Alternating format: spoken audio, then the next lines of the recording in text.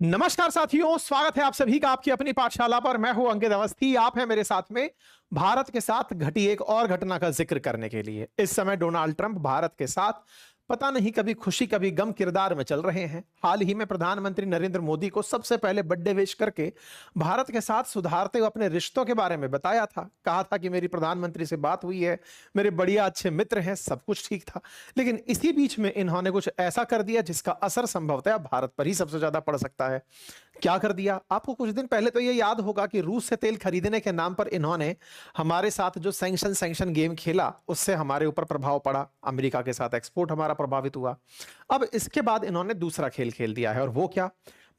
America ने Iran पर pressure डालने के नाम पर चाबहार पोर्ट से होने वाले सभी व्यापार पर अब प्रतिबंध लगा दिया है। मतलब इनडायरेक्टली कहिए तो चाबहार पोर्ट है तो ईरान का, लेकिन यूज में भारत ले रहा था, और वहां से हम मिडिल ईस्ट की यात्रा यानी अफगानिस्तान, सेंट्रल एशिया के अन्य कंट्रीज, चाहे उज्बेकिस्तान, ताजिकिस्तान और तो और हम रशिया तक जाने की प्लानिंग करते थे। भाई साहब ने ईरान पर मैक्सिमम प्रेशर अपनाने की नीति अपनाते हुए उसके ऊपर प्रतिबंध की घोषणा कर दी है, और ये प्रतिबंध 29 सितंबर से लागू हो जाएंगे। तो बस भारत पर अब चाबहार पोर्ट से व्यापार करना मुसीबत भरा सौदा हो जाएगा। या यूं कहिए, हमने पिछले साल ही 2024 में ईरान के साथ 10 साल का एग्रीमेंट किया था, और उस एग्रीमेंट के तहत हम ईरान में स्थित इस चाबहार पोर्ट से अपना व्यापार करने वाले थे, कांडला से चाबहार, और चाबहार से हम फिर अफगानिस्तान पहुंचने के लिए तैयारी करने वाले थे। इन भाई साहब ने अब कहा है कि चाबहार से अगर आपने व्यापार किया, अपन को नहीं कहा, दुनिया का कोई भी देश अगर चाबहार पोर्ट से व्यापार करेगा तो प्रतिबंधित रहेगा। कुछ उस तरह से चाबहार पोर्ट पर दी जाने वाली छूट को खत्म कर दिया है। अब सवाल यह बनता है कि चाबहार पोर्ट स्पेशल नाम लिया है, बिल्कुल लिया है। अब दिक्कत क्या है? उस पर छूट खत्म कर दी। इसका मतलब क्या है? इसका मतलब यह है कि पहले अमेरिका ने बकायदा चाबहार पोर्ट के लिए भारत को वेवर दिया हुआ था कि ठीक है, पूरे ईरान पर प्रतिबंध है, लेकिन अगर आप चाबहार यूज करते हैं तो आपके लिए ये बिल्कुल वैसे ही है जैसे बाइडेन ने भारत के लिए रूस से तेल खरीदना परमिट कर रखा था कि अगर $60 प्रति बैरल से कम खरीदते हैं तो आपको परमिट है। बिल्कुल ऐसे ही ईरान के चाबहार पोर्ट को अगर भारत यूज करता है और अफगानिस्तान की रीबिल्डिंग में यूज करता है, अफगानिस्तान के पुनर्निर्माण में यूज करता है, तो भारत को इजाजत है। लेकिन इन भाई साहब ने वो इजाजत हमसे वापस ले ली। तो कुल मिलाकर पाकिस्तान के पड़ोस में स्थित इस चाबहार पोर्ट को, जो कि ग्वादार पोर्ट से मात्र पौने 200 किलोमीटर दूर है, इस चाबहार पोर्ट को, जो भारत के लिए बहुत ज्यादा स्ट्रेटेजिकली इंपॉर्टेंट था क्योंकि ग्वादार में चाइना की प्रेजेंस सीपैक के तहत थी, बस उस पोर्ट पर अब भारत का एक्सेस कहीं ना कहीं बाधित हो जाएगा। अब इसका बाधित होना भारत के लिए कई तरह का नुकसान लाएगा। कैसे? पाकिस्तान और चीन ऑलरेडी बहुत नजदीक आ चुके हैं। पाकिस्तान के साथ सऊदी की करीबी हो चुकी है। ईरान के साथ भारत अगर कुछ अच्छा करता, क्योंकि सऊदी और ईरान एक दूसरे के दुश्मन हैं, पाकिस्तान अगर सऊदी के नजदीक जाता है तो पाकिस्तान और ईरान के बीच में अब संभवतया मित्रता उतनी ना रहे, क्योंकि सऊदी के साथ में पाकिस्तान का समझौता कहीं ना कहीं पाकिस्तान को ईरान का दुश्मन बनाएगा। हमारे पास एक विकल्प था कि हम ईरान के साथ मित्रता करके इस पोर्ट के माध्यम से ही सही पाकिस्तान के खिलाफ ईरान को खड़ा कर सकते थे। इन्होंने अब ईरान में हमारा चाबहार यूज करना प्रतिबंधित कर दिया। अब तो कुछ ऐसा हो गया है कि कहीं ऐसा ही तो नहीं था कि सऊदी अरब और पाकिस्तान को नजदीक लाने वाला भी अमेरिका था, और भारत के साथ चाबहार के माध्यम से कहीं ईरान नजदीक ना आ जाए तो उसके ऊपर प्रतिबंध लगाने वाला भी अमेरिका बना। इस पर विस्तार से चर्चा करेंगे। चर्चा पूरी ज्योग्राफी की है, इसलिए अगर आप में से कोई साथी हिस्ट्री, ज्योग्राफी, पॉलिटी, इकोनॉमी पढ़ना चाहता है यूपीएससी और स्टेट पीसीएस फाउंडेशन के स्तर पर, तो आप अपनी पाठशाला का एप्लीकेशन का यूज कर सकते हैं, जिस पर मैंने डिटेल में ये सारी चीजें पढ़ाई हैं। हमारे अपने अपडेटेड हैंड रिटन नोट्स जो कि किताब के रूप में हैं वो उपलब्ध हैं। आप उन्हें फ्लिपकार्ट से, हमारे ऐप से आप ऑर्डर कर सकते हैं। आइए साथियों आगे बढ़ते हैं। तो फिलहाल के लिए खबर आती है कि अमेरिका ने ईरान के चाबहार बंदरगाह को दी गई जो खास छूट थी वो समाप्त कर दी है। 29 सितंबर से अब यहां पर होने वाले सभी व्यापार पर प्रतिबंध रहेगा। यह प्रयास अमेरिका ने ईरान पर अधिकतम प्रेशर डालने की नीति के तहत किया है। मैक्सिमम प्रेशर पॉलिसी कहा जाता है इसे। तो देखिए, यह अमेरिका की तरफ से आया हुआ स्टेटमेंट है जिसमें कहा गया है, targeting financial network generating millions of Iranian military additional action in support of maximum pressure of Iran.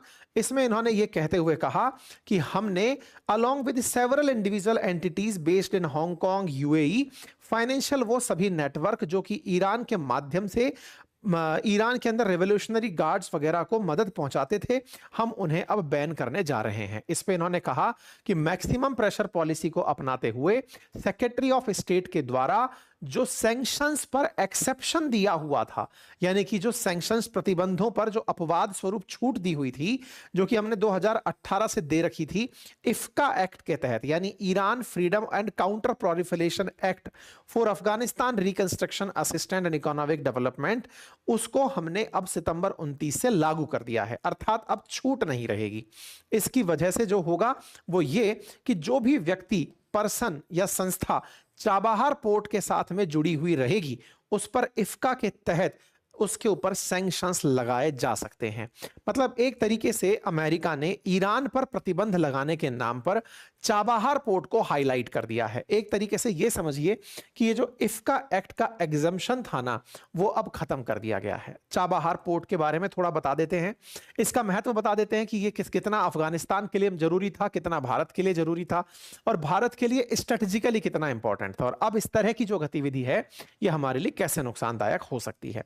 ये जो आपको पोर्ट दिख रहा है, असल में पोर्ट में होता क्या है ना, जैसे कि अगर आप समुद्र के अंदर जहाज को रोकना चाहते हैं तो जनरली आपने समुद्र के किनारे बीचेस देखे हैं, फिल्मों के गाने बीचेस पर होते देखे हैं, आप भी अगर गए तो बीचेस पर गए हैं। बीचेस के पास पानी बहुत ज्यादा गहरा नहीं होता है, इसलिए जो बड़े जहाज होते हैं, बड़े जहाज क्योंकि जब वो पानी के ऊपर तैर रहे होते हैं उसका बहुत बड़ा हिस्सा पानी के भीतर भी होता है। अगर वो बड़े जहाज तट पर आना चाहते हैं तो वो समुद्री तट पर आ नहीं पाते, समुद्र सामने है लेकिन तट पर नहीं आ पाते। क्यों नहीं आ पाते? क्योंकि पानी इतना गहरा नहीं होता है, इसीलिए गहरे तटों की तलाश होती है। गहरे तट अगर उपस्थित हो तो वो बिल्कुल वैसा है कि आप गए और धम्म से पानी में गिर गए, तो ऐसे में जनरली तट मिलते नहीं है, या तो वो तट पथरीले हों या फिर उन्हें तोड़ फोड़ करके बना दिया जाए। तो सामान्यतया यह होता है कि समुद्र के किनारे ऐसे मजबूत तटों की तलाश होती है जिन्हें कंस्ट्रक्शन करके गहरा और मजबूत बनाया जाता है ताकि जहाज बिल्कुल किनारे तक आ जाए। बिल्कुल ऐसे जैसे यहां से जहाज घुस करके आए तो बकायदा जैसे बस स्टैंड पर जहाज आते हैं, मतलब बस स्टैंड पर बसें आती हैं, हवाई जहाज एयरपट्टी पर आते हैं, बिल्कुल वैसे ही जहाज अंदर तक आ जाए, और जब वो अंदर तक आए तो उन पर रखा हुआ सामान आसानी से उतारा जा सके। क्योंकि जहाज में बहुत सारा सामान होता है तो इस तरह से यहां पर कुछ मशीनें स्थापित कर दी जाती हैं जो जहाज पर रखे हुए सामान को उतार के और वो सामने की तरफ उन्हें स्टोर करती रहती हैं। फिर यहां से अन्य साधनों से, चाहे ट्रेन से चाहे ट्रकों से, इस सामान को आगे भेजा जाता रहता है। तो सामान्यतया पोर्ट जो है वो एक जहाज का स्टेशन होता है। अब चाबहार पोर्ट को इस तरह से बनाया गया, इसका मतलब है कि गहरा गड्ढा खोद करके जहाजों को किनारे तक लाने का प्रयास किया गया। अब ये चाबहार है कहां, तो इसको थोड़ा सा ऐसे देखिए। ईरान हुआ, सऊदी अरब हुआ, ये सारे के सारे देश जो हैं वो गल्फ के अंदर स्थित हैं, है ना, खाड़ी के अंदर स्थित हैं। इस पर्शियन गल्फ के अंदर यहां से अगर आप आगे निकलते हैं तो यहां पर स्ट्रेट ऑफ हॉर्मुज नाम की एक जल संधि है। स्ट्रेट ऑफ हॉर्मुज से जब आप अरब सागर की तरफ आते हैं तो यहां पर एक खाड़ी दिखाई देती है जिसका नाम ओमान की खाड़ी है। इस ओमान की खाड़ी में खुला हुआ यहां पर एक पोर्ट है जिसका नाम चाबहार पोर्ट है। एक तरीके से कहिए तो खाड़ी से बाहर ईरान का ये इकलौता पोर्ट है, यानी कि हरमुज स्ट्रेट से बाहर की तरफ ईरान का ये ऐसा पोर्ट है जिसे गोल्डन गेट के नाम से जाना जाता है। गोल्डन गेट क्यों जाना जाता है, इसके पीछे का कारण समझिए। देखिए थोड़ा अगर आप और ऊपर देखेंगे तो आप पाएंगे कि अफगानिस्तान के पास कोई समुंदर नहीं है, मतलब कोई सी बीच है ही नहीं। और जब अफगानिस्तान के पास कोई समुद्र नहीं है तो अफगानिस्तान को अगर जहाज से सामान भेजना हो तो उसे भेजने के लिए निकटतम समुद्र की आवश्यकता होगी। या तो उसे वो पाकिस्तान दे दे या उसे वो ईरान दे दे। कुल मिलाकर के अफगानिस्तान और जो सेंट्रल एशियन कंट्रीज हैं, तुर्कमेनिस्तान, उज्बेकिस्तान, जिनके पास समुद्र नहीं है, उन्हें भी अगर समुद्र से व्यापार करना है तो उन्हें समुद्र में एक ऐसा पोर्ट चाहिए होगा जहां से सामान को वो बेच कर सकें। जैसे नेपाल को पोर्ट चाहिए होगा तो भारत देता है, भूटान हो, नेपाल हो, इन सब के लिए पोर्ट की सुविधा होती है। अब क्या है, अब इस तरह से जो ये चाबहार पोर्ट है, ये चाबहार पोर्ट अफगानिस्तान के लिए एक गोल्डन गेट की तरह काम करता था। मतलब भारत के अगर मुंबई से कोई सामान चाबहार तक आया तो यहां से 800 किलोमीटर दूर इधर है अफगानिस्तान का बॉर्डर, तो यहां से चाबहार से लेकर के अफगानिस्तान बॉर्डर तक माल पहुंचाना है, उसके बाद तो फिर अफगानिस्तान के अंदर सड़कें होंगी, वहां से माल पहुंच जाएगा। इसका तरीका क्या रखा था हमने, इसका तरीका यह रखा था कि चाबहार से जाहेदान नामक एक जगह जो कि ईरान में थी, वहां तक तो एक रेल लिंक का विकास किया गया, मतलब रेलवे लाइन बनाई गई। जाहेदान से जरांज करके जो जगह है जो कि अफगानिस्तान में है, वहां पर बकायदा हाईवे का निर्माण किया गया। और उस हाईवे के बाद जब आप जरांज में एंट्री कर जाते हो तो यहां से डेलाराम तक सड़क, और फिर डेलाराम से कांधार तक, और कांधार से काबुल तक एक गारलैंड हाईवे की तरह हमने यहां पर सड़कों का निर्माण करवा रखा था। इसमें भारत के द्वारा बहुत ज्यादा सपोर्ट किया जाता रहा है। मतलब अफगानिस्तान को अगर कोई मदद पहुंचानी है तो उसके लिए चाबहार, चाबहार से जरांज रेलवे लाइन, रेलवे ये सॉरी जाहेदान, जाहेदान से जरांज, जरांज से काबुल कंधार, इस तरह से सामान पहुंचाने का प्रयास था। इस चाबहार तक हम कांडला और मुंबई से सामान पहुंचा सकते थे। अब इसमें दिक्कत कहां आई? दिक्कत यह आई कि यह वाला काम तब तक तो सही था जब अफगानिस्तान में अमेरिका द्वारा बिठाया हुआ लोकतंत्र था, मतलब चुनी हुई सरकार जो अमेरिका कहता था।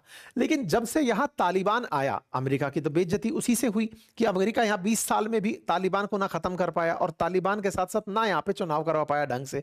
तो ऐसे में जब से तालिबान आया तो अमेरिका की चाहत अफगानिस्तान को लेकर हो गई खत्म कि अब इन्हें सड़ने दो ऐसे ही। तो इनकी जो मदद पहुंचती थी इस रूट से, बोले उसे रोक दो। इसे रोकने का तरीका क्या है? बस इतना सा कह दो कि चाबहार पर कोई एक्टिविटी नहीं होगी। चाबहार पर एक्टिविटी कौन कर रहे थे? हम लोग कर रहे थे। अब हमें हमें रोक दिया गया। इसका मतलब क्या है? अगर भारत की कोई कंपनी अभी भी चाबहार से व्यापार करती है तो सीधा सीधा उस कंपनी का अमेरिका से कनेक्शन कट हो जाएगा। अमेरिकी सुविधाओं को यूज नहीं कर पाएंगे, कभी वो कंपनी अमेरिका से फाइनेंस नहीं ले पाएंगी, कभी अमेरिका की यात्रा नहीं कर पाएंगी। अगर वो ट्रांसपोर्ट कंपनी है तो हो सकता है कि वो अमेरिका के जितने भी मित्र राष्ट्र हैं उनमें प्रतिबंधित हो जाएं। तो कुल मिलाकर के चाबहार को आइसोलेट किया जा सकता है, केवल इतना बोल के। एक और कारण भी है, और वो क्या है? असल मायने में इंडिया से जब आप चाबहार जाते हैं तब तक तो सब सही था। भारत ने क्या है कि यहीं से होते हुए रूस का एक रास्ता तलाश लिया, जिसमें हम ईरान से निकल करके अजरबैजान और सीधा फिर रूस में एंट्री कर रहे थे। ये जो इंडिया द्वारा north south transport corridor plan किया गया, इससे अमेरिका को कहीं ना कहीं ये लगा कि ये तो पहले तो रूस से तेल मंगा ही रहे थे, अब यूरोप तक जाने के लिए इन्होंने नॉर्थ साउथ कॉरिडोर भी बना लिया। अर्थात जिस चाबहार को अमेरिकी प्रतिबंधों से मुक्ति इसलिए मिली थी कि वो अफगानिस्तान के काम आ सकेंगे, सेंट्रल एशिया के काम आ सकेंगे, इंडिया ने उसका उपयोग रूस से होने वाले व्यापार के लिए कर लिया। बस इन दो बातों से प्रभावित होते हुए इन्होंने ये सारा खेल कर दिया। अब हमें क्या नुकसान है? भाई हमें अगर अफगानिस्तान तक सुविधा पहुंचानी थी तो ठीक है, अब नहीं पहुंचेगी, कोई और तरीका निकलेगा। लेकिन मुसीबत यह थी कि चाइना की प्रेजेंस ग्वादार में होती जा रही है, और चाइना पाकिस्तान के ग्वादार में सीपैक परियोजना के तहत बैठा है। हमें इसे काउंटर करने के लिए यह वाली जगह बहुत किफायती लगती थी। हमें लगता था कि चाबहार पर अगर हम बैठे हैं तो हमारी सेना, हमारे लोग यहां से इस पर नजर रख सकते हैं। हालांकि चाबहार पोर्ट सैन्य पोर्ट नहीं था, लेकिन पाकिस्तान का यह हमेशा क्लेम रहा है कि भारत ने चाबहार के थ्रू अपने रॉ एजेंट्स को पाकिस्तान पर निगरानी करने भेजा हुआ है। भारत जो इसके आसपास का जो क्षेत्र बलूचिस्तान कहलाता है, बोले बलूचिस्तान के तमाम जो दंगे भड़कते हैं उसके लिए भारत चाबहार के थ्रू ही बलूचिस्तान के अंदर वेपन भिजवाता है, बलूचिस्तान के लड़ाकों को पैसे भिजवाता है। इसी कारण से जो भारत के स्पाई पकड़े जाते हैं उनके बारे में पाकिस्तान यही कहता है कि ये कहते तो थे कि इंजीनियर था, लेकिन एक जासूस था, उस तरह से इनको पकड़ लिया। अगर आपको ध्यान हो तो एक कुलभूषण जाधव का जो मामला है वो इसी तरीके से निकल करके भारत के बाहर पाकिस्तान में पहुंचा था। ठीक है साहब? तो ये वाला जो पूरा की पूरा केस है, ये समझ में अगर आपको आए तो ये चिंता समझ में आनी चाहिए कि चाबहार पर अगर हमारी एंट्री अब बैन होती है तो हम कहीं ना कहीं ग्वादार पर अपनी स्ट्रेटेजिक पोजीशन लूज कर देंगे। जबकि हमारी मंशा है कि ग्वादार पर कभी चाइना सफल ना हो, क्योंकि यदि ग्वादार में वो सफल हुआ तो यहां से वो बढ़िया से भारत को काउंटर कर सकता है। तो हमारी मंशा यही है। तो ट्रंप ने एक तरीके से एक तीर से कई निशाने कर दिए। पहला निशाना, ईरान के साथ भारत की नजदीकी को रोक दिया। दूसरा, अफगानिस्तान को पनिश कर दिया। तीसरा, भारत के रूस के साथ संबंध बिगाड़ दिए, मतलब इस रास्ते के थ्रू तो संबंध कैसे बनेंगे उस पर पैन कर दिया। और पाकिस्तान के हितैषी बन गए। पाकिस्तान के हितैषी, एक तरह से पाकिस्तान सऊदी अरब के साथ गया तो भी पाकिस्तान का फायदा हुआ। अब ईरान में भारत का प्रभाव कम होगा तो भी पाकिस्तान का फायदा होगा। तो कुल मिलाकर एक ही तीर से इन्होंने कई सारे निशाने कर दिए। लेकिन साहब, अमेरिका के पास भी कोई तो कॉन्क्रीट रीजन होगा इसको बैन करने का। मतलब क्या सोचा होगा अमेरिका ने जब भारत इतने दिनों से इस बंदरगाह पर काम करने के बारे में विचार कर रहा है? तो कहानी क्या है? तो यूएस का मानना यह है कि यहां से जो पैसा प्राप्त होता है ना, इस पैसे से ये लोग आतंकवादियों को सपोर्ट करते हैं। इनकी जो मतलब रेवोल्यूशनरी गार्ड फोर्सेस हैं ईरान की, वो चाहे हमास हो, चाहे हूती हो, चाहे हिजबुल्ला हो, उनको फाइनेंस करती है। शुरुआत में अमेरिका ने अफगानिस्तान के चलते ही इसमें एग्जम्पशन दिया हुआ था, लेकिन ट्रंप ने कहा कि तुम्हें पैसे मिले तो तुम आतंकियों को सपोर्ट करने पहुंच जाते हो। अच्छा, अमेरिका की एक नेचर बताता हूं। अमेरिका को अगर कोई भी दुनिया में व्यक्ति या देश या संस्था क्रिटिसाइज कर रही है, तो ये उस देश को खत्म करने में विश्वास रखते हैं। अर्थात ये व्यक्ति हो, संस्था हो या देश हो, अगर ये अमेरिका विरोधी हैं, मतलब हेल टू अमेरिका अगर नारा लगा रहे हैं, अमेरिका मुर्दाबाद नारा लगा रहे हैं, या इजराइल मुर्दाबाद नारा लगा रहे हैं, तो बस अमेरिका का वो दुश्मन है। अब वो कहीं पर भी बैठा हो, अमेरिका उसे साम दाम दंड भेद में वो इजराइल से उन्हें पनिश कराना हो या कुछ भी कराना हो, वो सब कर जाएंगे। तो अमेरिका को ना ईरान के अंदर से जो फीलिंग आती है कि ये अमेरिका के विरोधी हैं ईरान में बैठे लोग, तो बस उनको पनिश करने के लिए इनका फंड रुकवा दो, बस ये इनका असली कारण निकल कर आता है। इसीलिए अमेरिका लगातार मैक्सिमम प्रेशर पॉलिसी अपनाता आया है। मैक्सिमम प्रेशर पॉलिसी में अमेरिका का उद्देश्य है कि ईरान पर इतने प्रतिबंध लगा दो कि ये खुद झुक जाए और कहे कि अब हम आपके सामने नहीं खड़े होंगे। तो प्रेसिडेंट ट्रंप ने जो अभी हाल ही में मैक्सिमम प्रेशर टेक्निक अपनाई है, ये पहले से ही चली आ रही थी। इसमें इफ्का के तहत भारत को राहत दी हुई थी। ट्रंप के द्वारा जो सैंक्शंस की पहले घोषणा हुई थी, उसके तहत ये ऑलरेडी साल भर के अंदर 10-10 बिलियन डॉलर का ईरान को नुकसान पहुंचा चुके हैं। लेकिन उसके बावजूद ईरान ने दुनिया भर में जितने भी आतंकी समूह हैं उनको सपोर्ट किया, ऐसा अमेरिका का कहना है। अब सवाल बड़ा यह है कि अमेरिका ईरान पर इतना दबाव बढ़ा तो रहा है, लेकिन अल्टीमेटली इस दबाव से वो इजराइल को ही बचाने का सारा प्रयास कर रहा है और कहीं ना कहीं वो भारत को नुकसान पहुंचा रहा है। अमेरिका का साफ है कि इजराइल को अगर आप कुछ कह रहे हो तो वो अमेरिका को कह रहे हो।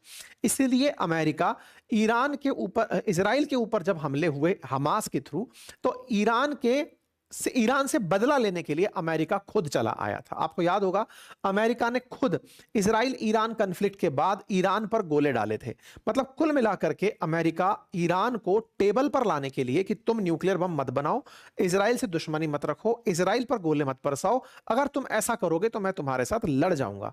इसी कारण से ट्रंप इन्हें लगातार न्यूक्लियर डील का ऑप्शन दे रहे हैं कि एक बार आ जाओ, हमसे समझौता कर लो कि आप न्यूक्लियर बम नहीं बनाओगे और हमारी आंखों के सामने आपके जो न्यूक्लियर साइट्स हैं उन्हें तोड़ दो। अगर आप इन अपनी न्यूक्लियर साइट्स को तोड़ देते हो तो फिर हम आपको राहत दे देंगे, मतलब आपके साथ में हम बढ़िया सारे प्रतिबंध हटा देंगे।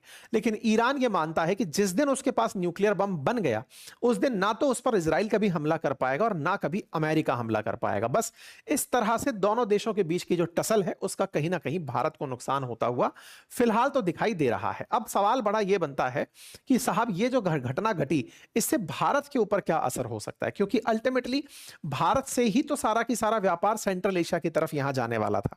तो ऐसे में भारत का जो नॉर्थ साउथ कॉरिडोर का प्लान है वो कहीं ना कहीं ठंडे बस्ते में चला जाएगा। दूसरी तरफ से जो भारत के द्वारा अफगानिस्तान को मदद भेजी जाती थी वो प्रभावित हो जाएगी। चाइना से जो हमारा मतलब कंपटीशन है ग्वादार पोर्ट को लेकर के वो प्रभावित हो जाएगा और कहीं ना कहीं विश्वास बहाली जो भारत की अमेरिका के साथ है वो प्रभावित होगी। अब फिलहाल के लिए भारत इसको ऑपरेट कैसे करता है, तो देखो 2024 में भारत और ईरान ने एक समझौता किया था, 10 साल का एक कॉन्ट्रैक्ट साइन किया था चाबहार पोर्ट के लिए, और इसके लिए भारत की एक कंपनी है India ports global private limited, उसके द्वारा इसका संचालन का देखभाल का जिम्मेदारियां ली गई थी। ठीक है, तो बंदरगाह को भारत इसलिए ऑपरेट कर रहा था, भारत की कंपनी से कर रहा था। 10 साल के लिए इसको लीज पर लिया था। एक तरीके से समझिए इसके ऑपरेशन को। ये उस समय की तस्वीरें हैं 2024 की, और भारत ने इसके लिए बकायदा 400 करोड़ रुपए 2016-17 से लेकर 23-24 के बीच में खर्च भी किए। अब इसी पोर्ट से होकर हमने 2023 में अफगानिस्तान को 20,000 टन गेहूं भी भेजा था। लेकिन करें क्या, अमेरिका की मर्जी है कि वो नहीं चाहता कि अफगानिस्तान को कोई और मदद मिले, या फिर इस पोर्ट से होने वाली कमाई से ईरान पैसे वाला बने और वो फिर आतंकियों को पैसा देकर अमेरिका के खिलाफ उन्हें होने दे। बस इसी के चलते उसने इन पर प्रतिबंध लगा दिया है। अब देखना होगा आने वाले टाइम में भारत किस तरह से इससे निजात पाता है, क्योंकि भारत के लिए चाबहार बहुत मायने रखता है। क्या भारत भी अमेरिका के साथ नेगोशिएशन में चाबहार की डील को रखेगा कि हमें उस पर आपके सामने मतलब इस पे हमें राहत चाहिए, या फिर भारत और विकल्प तलाशेगा, यानी कि नॉर्थ साउथ कॉरिडोर की जगह जो India middle east Europe economic corridor की बात बात हो रही थी बाइडेन के टाइम पर, क्या भारत उसको तलाशने निकल पड़ेगा? तो ये सारी बातें हैं, हमें इन सबको देखना होगा और देखते हुए आगे बढ़ना होगा। फिलहाल के लिए इतना ही। जानकारी पसंद आई हो तो साथियों से साझा करें, चैनल पर नए हैं तो सब्सक्राइब कर लें। हमारे एप्लीकेशन आपके सामने लिंक में पिन है, वहां से जाकर हमारे कोर्सेज और किताबें चेक कर सकते हैं। धन्यवाद।